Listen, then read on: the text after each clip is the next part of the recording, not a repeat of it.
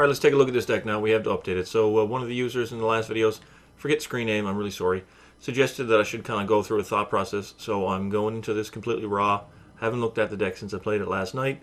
So let's just talk about the cards I do and don't like. Quest for the Gravelord. I mean, 2 copies of that. We've only got 20 creatures. I really feel we need to be building around Death Baron and playing like an aggro strategy and using the Hunter's Prowess and Enlarge to finish people off.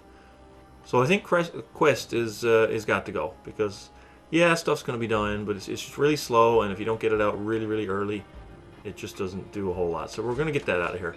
Freakish Chosen doesn't get buffed by the Death Baron, but it has Death Touch innately, and I think that's kind of a focus of the deck with the trample, so we're going to keep it.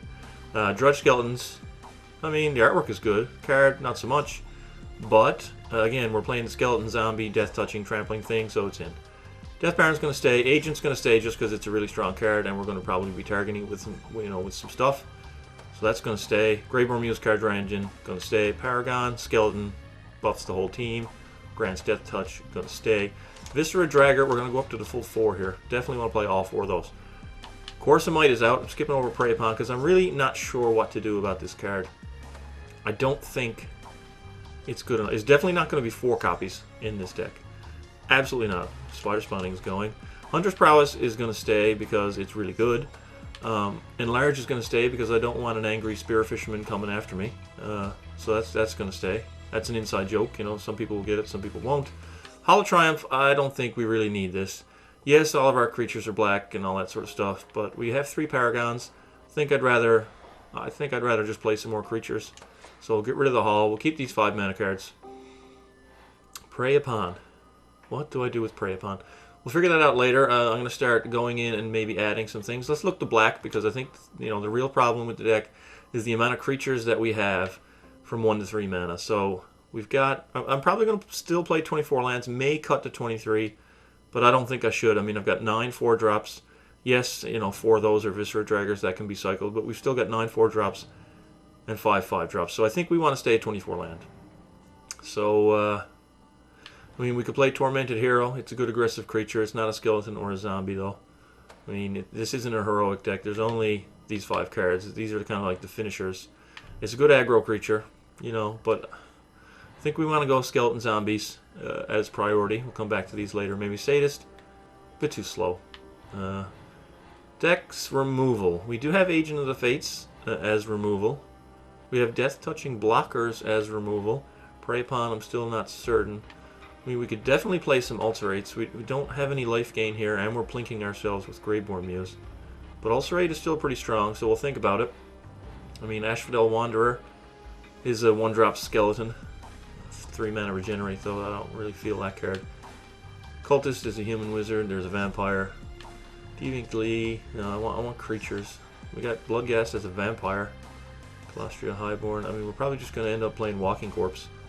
So it's a zombie. Let's throw it in there. Let's throw it in there. I mean, we could play Tribute to Hunger. Could we? We could play Vicious Hunger in this deck. I mean, we could use a little bit of life gain. Giant Scorpion, though, is a 3-drop Death Toucher. Do I want to play this guy? Fuck it, we're playing Death Touch. Let's go all in, man. So Death Baron got a few new targets. We fleshed out the curve. I hate how flat it is. 8, 8, 8, 9, 5. It doesn't...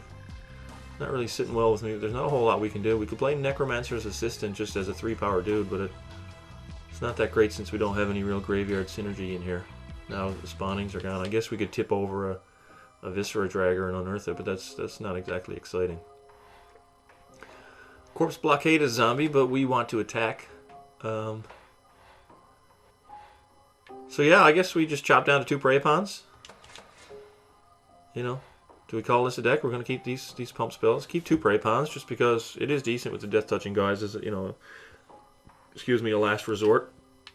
Or if you're on 6+ mana, you can enlarge something and then swing. They'll have to block it, and then you can Prey Upon second main phase. 6 mana and requires 3 green, so I mean, probably never going to happen. But it's there. It's something we can do. It's something we can do, and we've got a lot of Death Touch in here now. And some more zombies. I guess we'll start here. I'll do 1 episode. Like I said, this is just completely off the cuff, and I'm trying to keep the video, this segment of the video, under 10 minutes. So, I mean, that's where I would start, just by cutting out the chaff, adding more death touch and zombies at the 2 and 3 spots on the curve. So at least the curve is looking a little bit better. So we'll spin it for a couple of games, just like this. Let's look at the mana base now, because I did chop some green cards. The way he had it built was 15 sources and 13 sources. I have some double black. I think 15 should be fine for... there's not a whole lot of double black cards, only 6. Only 6 double black. But we do have these 3 enlarges, so we do need double green by turn 5. And 13 should be able to handle that, I think. So yeah, we'll start here. Play an episode like this. Tell me what you think. And, maybe we'll tweak it again tomorrow. Alright guys, see you in a couple seconds for gameplay. Alright, here we are in the first game of the revamped Unholy Might deck. Let's have a look at the mana base. 2 sources of each color, 3 total lands. Great. Got a 1-drop. Great. Got a 3-drop. It's good. Got a 4-drop that buffs the team. We'll take that. We've got an enlarge at the top that we can cast if we get to 5 on the play. Everything looks good. I think I'm still, even though we've got 8 2-drops now instead of 4, I think I'm going to take a chance and just play out the Chosen and play the Gilgate next turn. I mean, if we top deck a 2-drop, I guess I'll play it and then delay the Giant Scorpion by a turn, or maybe just go straight to Paragon if we hit a land somewhere in there. But I still think getting this thing out on the play is where we want to be. So I'll take the chance that we don't top deck a 2-drop. And we don't. It's an Agent of the Fates. So let's get on in here for 1 point of damage, and then we'll just slap down the Gilgate and pass the turn. So one thing I want to talk about, I put up a Borderlands 2 video yesterday because this is, this is a gaming channel. Magic is 99% of the content, but I am a gamer, and I would like to play some other games, and the urge is there to record them. There were some good comments on the video, so I don't think I'm going to play Borderlands 2 and upload it. Prey upon. Oh my god. Get back to that rant in a little while. So let's get in the moment here. I can tap out for a Giant Scorpion or an Agent of the Fates. Let my shields down.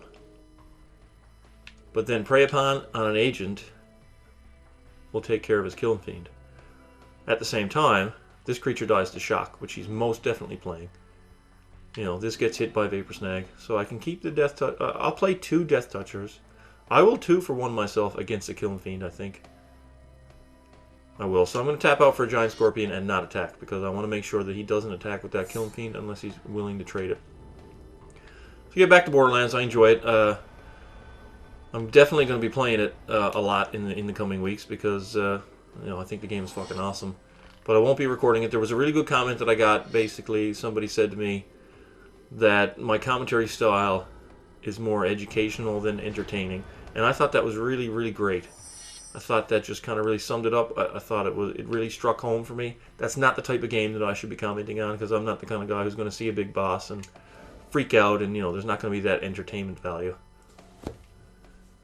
So, as far as educational goes, though, I mean, I don't think I'm the greatest teacher in the world, but I do like strategy games and at least talking through it, whether I talk through it properly or poorly.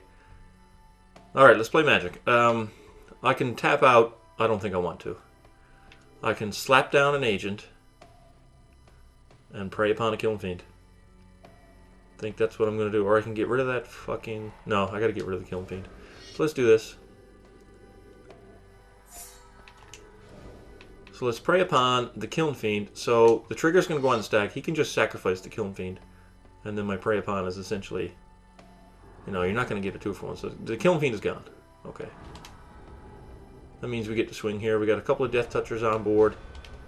And we can drop a Paragon next turn, put on some pressure. Maybe enlarge, depending on if he attacks or not. But the Death Touchers are holding down the fort. He could Vapor Snag. He could do that. I don't know, would I care about that? He's going to shock the Agent. Okay. That's fine. We got some burst damage here. But, he's playing blue. He's definitely playing Vapor Snag. He could be playing Voyage's End as well.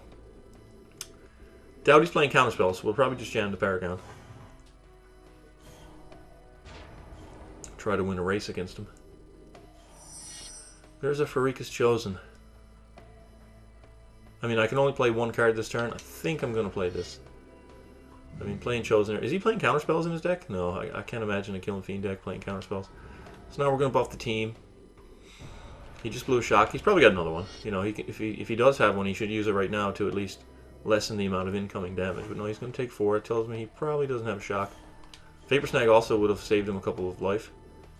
And gotten the blocker out of the way. But I'm not going to block this Chasm Skulker. It's a little bit slow. I don't think it really fits in the Is It burst damage deck just because how slow it is. It's a 3-mana 1/1. It just takes forever to get going.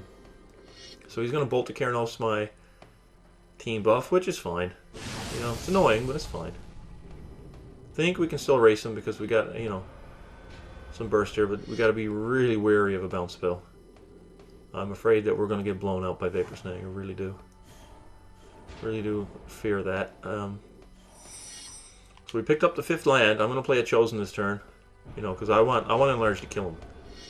You know, I want him to tap out for something like an Inferno Titan, and then we'll enlarge and swing right past it because of the Death Touch Trample interaction. So yeah, let's put another Death Toucher down. Let's see if he's going to shock that or bounce that. He's thinking about. He's going to void. Okay, so there's a bounce spell. Down to 2 cards in his hand. He does get to scry though. I wonder how much bounce he's playing. You know, he's playing. He should be maxed on Vapor Snags. Should be, but he's playing Chasm Skulker, so I can't really say if he is or not.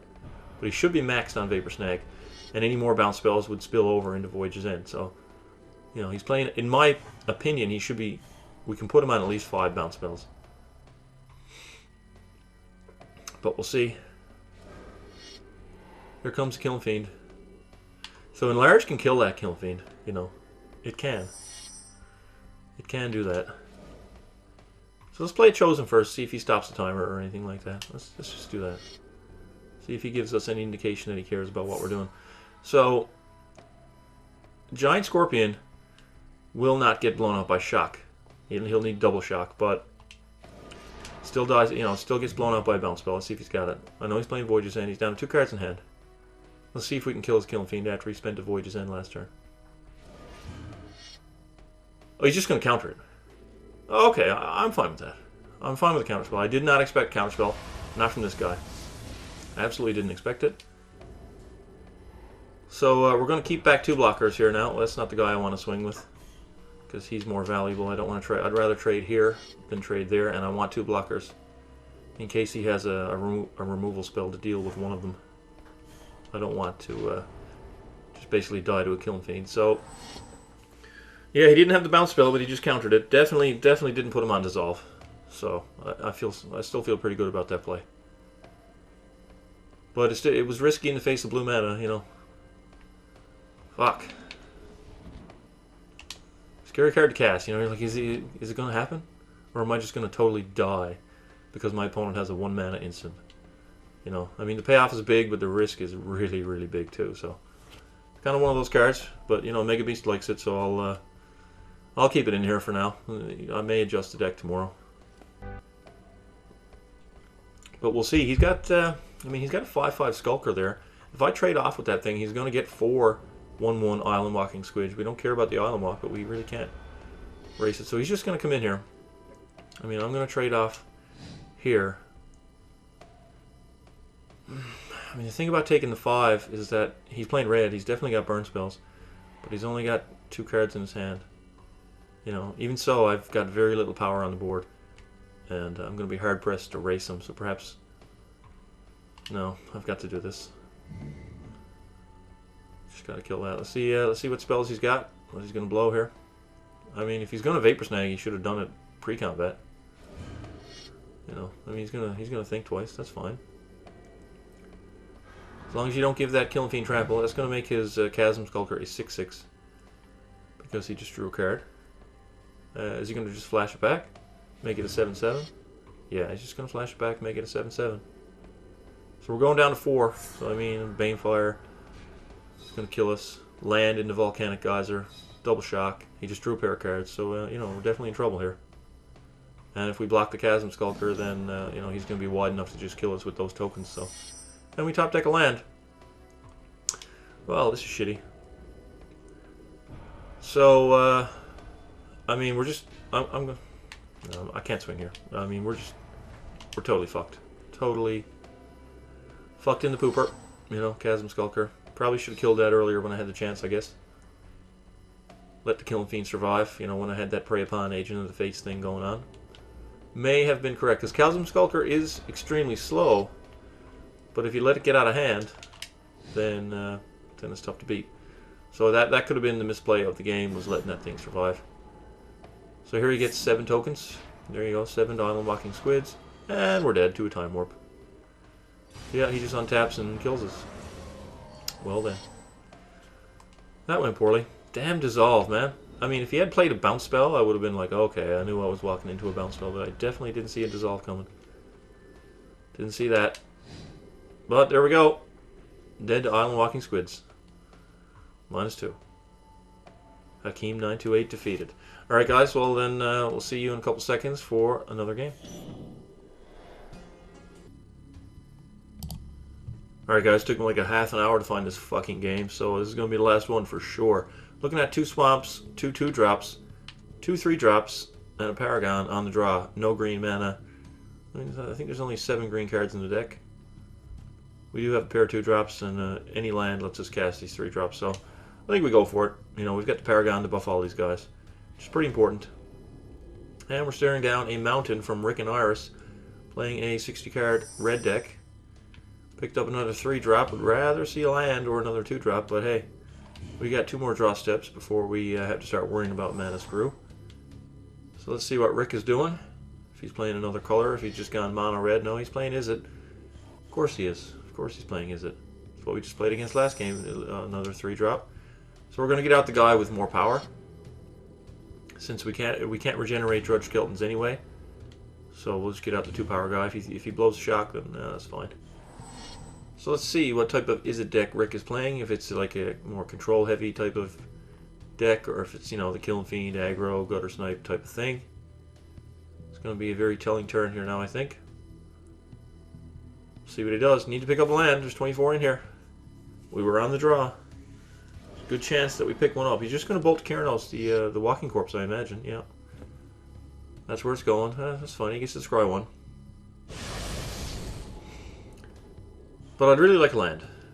Please, game. No? Another 3 3-drops in a row? Are you serious? I think I've only got 8 in here. 8 3-drops. 4 Scorpions, 2 Agents, 2 Death Barons, and you gave 3 of them to me? You are a cruel mistress, game. A cruel mistress. Yeah, okay, so now it's not looking so good. We missed a land drop. So, handful of 3-drops. Probably not going to get to Paragon before we die. Not too enthused. Here's a Krankos command. That's going to stop Drudge Skeletons in its tracks. Unless we, you know, if we don't top deck a land, the upside is we can regenerate. No, there's a 5-drop. Oh, fuck. So we'll just hold back here. This game is a hot mess. It's a hot mess. The whole deck, I mean, you know, when your 3-drops have 1 power. I mean, Death Touch is great, don't get me wrong. But a 1/3 Death Touch for 3 mana is just not worth it, you know. Was that a Warden of Evazile? Into Niblis of the Breath? Yeah. This is as strange as it brew. I wish I had some removal. Seems to be a common thing that I'm facing here lately. I mean, I know I could add things like Ulcerate and all that, but just the general shells that I tend to be playing with, you know, they're not the strongest, not the type of decks I'm used to playing. So it can get kind of frustrating, but I've got to overcome that, and it's compounded by the fact that I can't draw land. There we go. Alright, land number 3. Guess we got to get Agent out there, but he's playing Izzet. You know, Agent's just going to die. And we're facing down some flyers. So it took me a half hour to find this game. Kept, I will call it a marginal keep. It was probably a bad keep. And so now I definitely got a lot of salt in my mouth, so I apologize for that. Maybe we can turn it around. Maybe.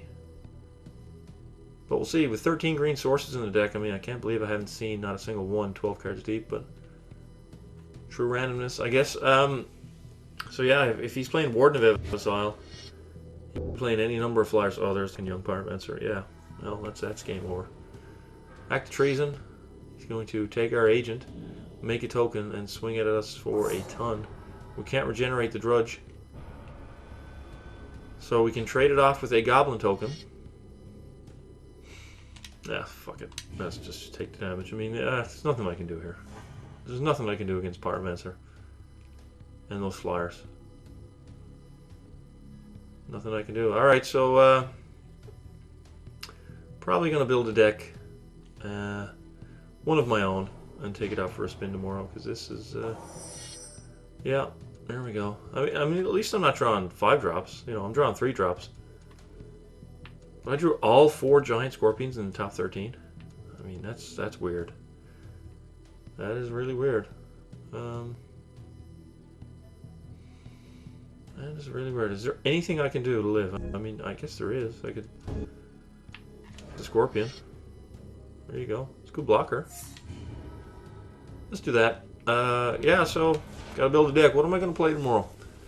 Definitely not going to be this. Deathtouch is great. It's really good. It kills the creatures coming at you. But it doesn't win the game. It doesn't do anything to win the game. I'm stuck here with a list that doesn't do anything to win the game. I mean, if I get to 5 mana, stick a creature, you know, Hunter's Prowess or Enlarge, yeah, I'm in good shape, but if I don't do that, I have no interaction. You know, I don't know. I just feel helpless. It's not a good feeling. I can't draw a force. Well, it's Paragon, I suppose. I mean, it'd be nice if, you know, in an aggro deck, when you drop your 4 mana Anthem, you should kill him. You know, they should be dead. He's on 20, and I can't even attack. Oh my god, the salt. Oh god. I'm so sorry, guys. I really am sorry for this. I'm going to show it because, you know, I don't cherry pick. But this is me tonight, and I'm frustrated with this deck. So, this will be episode number final on this. I'm just hopeless, helpless, both against. You know, I wouldn't even call what my opponent is playing a real deck. I mean, it's okay, but it's nothing spectacular. Nothing I couldn't beat the shit out of if I had my own Izzet deck, or, you know, my Jund mid-range, or Naya mid-range, or something like that. I could be pressuring him and forcing trades and all sorts of stuff. But here, I'm just helpless. Alright, so we're going to take that.